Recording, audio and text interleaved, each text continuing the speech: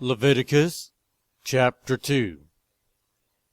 When anyone brings a grain offering to the Lord, their offering is to be of the finest flour.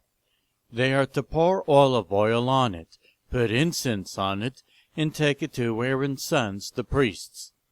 The priest shall take a handful of the flour and oil, together with all the incense, and burn this as a memorial portion on the altar, a food offering, an aroma pleasing to the Lord.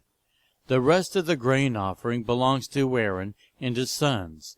It is a most holy part of the food offerings presented to the Lord.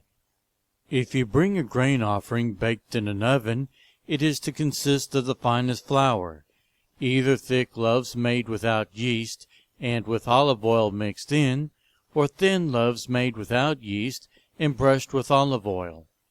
If your grain offering is prepared on a griddle, it is to be made of the finest flour mixed with oil, and without yeast.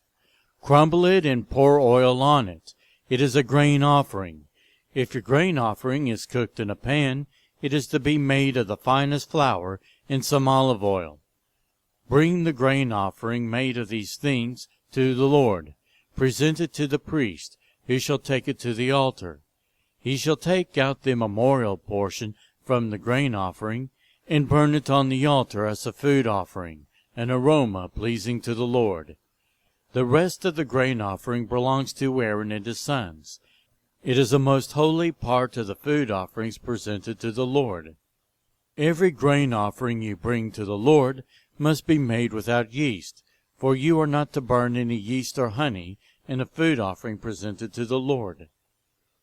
You may bring them to the Lord as an offering of the first fruits, but they are not to be offered on the altar as a pleasing aroma. Season all your grain offerings with salt. Do not leave the salt of the covenant of your God out of your grain offerings. Add salt to all your offerings. If you bring a grain offering of first fruits to the Lord, offer crushed heads of new grain roasted in the fire. Put oil and incense on it. It is a grain offering. The priest shall burn the memorial portion of the crushed grain and the oil, together with all the incense, as a food offering presented to the Lord.